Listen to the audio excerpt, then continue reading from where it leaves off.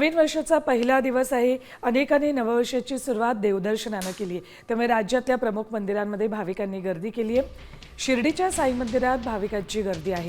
कोल्हापूरच्या अंबाबाई मंदिर, मुंबईमध्ये सिद्धविनायक मंदिरातही प्रचंड गर्दी झाली आहे.